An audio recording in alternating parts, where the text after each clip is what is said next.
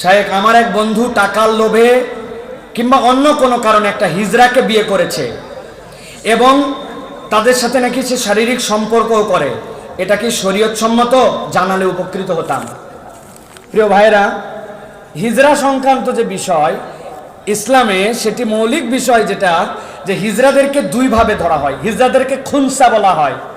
খুনসার একটা হচ্ছে মুশকিলা আর একটা গায়রা মুশকিলা। খুনসায় মুশকিলা কাদেরকে বলা হয়? যাদের লিঙ্গ নির্ধারণ করা কঠিন।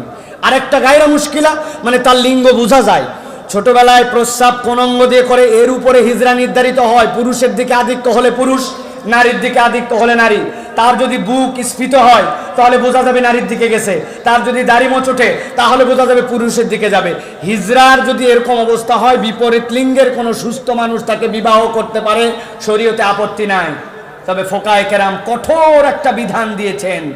আপনি শাহওয়াতের জন্য, টাকা পয়সার জন্য, অন্য কোনো কারণে তাকে বিয়ে করছেন, কিন্তু তার সাথে আপনার যে যৌবিক চাহিদা আপনি মিলন করতে পারেন না, আপনি অন্য কোনো অঙ্গে তার সাথে যৌন চাহিদা পূরণ করেন। শরীয়ত যেটাকে কঠোরতম নিষেধ করেছে, যেই অঙ্গে আল্লাহ রাব্বুল আলামিন যৌবিক চাহিদা পূরণ করতে বলেছেন, এর বাহিরে কোনো অঙ্গে যৌবিক চাহিদা পূরণ করার জন্য যদি হয়, এটা তাহলে কঠোর হারাম। এখন যেই ব্যক্তি এই কাজ করেছেন তার কাছে শুনতে হবে, উনি যদি তার যেদিকে অগ্রগামী সেই দিকের ফতোয়া অনুযায়ী তার মিলন হয়, জায়েজ আছে। কিন্তু বিয়ে কেবল নামমাত্র, মূল ঘটনা হচ্ছে সে অন্য জায়গায় তার যৌনতা চরিতার্থ করে, তাহলে এইটা হারাম, এইটা শরীয়ত আপনাকে অ্যালাউ করবে না। আশা করি আপনার উত্তর পেয়েছেন। করছেন, কিন্তু তার সাথে আপনার যে যৌবিক চাহিদা আপনি মিলন করতে পারেন না, আপনি অন্য কোনো অঙ্গে তার সাথে যৌন চাহিদা পূরণ করেন। শরীয়ত যেটাকে কঠোরতম নিষেধ করেছে, যেই অঙ্গে আল্লাহ রাব্বুল আলামিন যৌবিক চাহিদা পূরণ করতে বলেছেন, এর বাহিরে কোনো অঙ্গে যৌবিক চাহিদা পূরণ করার জন্য যদি হয়, এটা তাহলে কঠোর হারাম।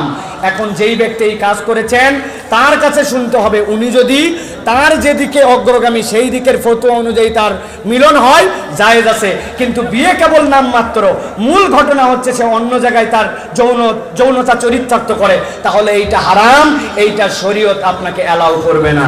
আশা করি আপনার উত্তর পেয়েছেন। করছেন, কিন্তু তার সাথে আপনার যে যৌবিক চাহিদা আপনি মিলন করতে পারেন না, আপনি অন্য কোনো অঙ্গে তার সাথে যৌন চাহিদা পূরণ করেন।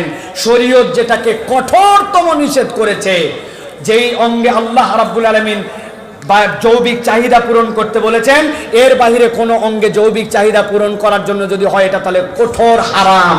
এখন যেই ব্যক্তি এই কাজ করেছেন তার কাছে শুনতে হবে, উনি যদি তার যেদিকে অগ্রগামী সেই দিকের ফতোয়া অনুযায়ী তার মিলন হয়, জায়েজ আছে।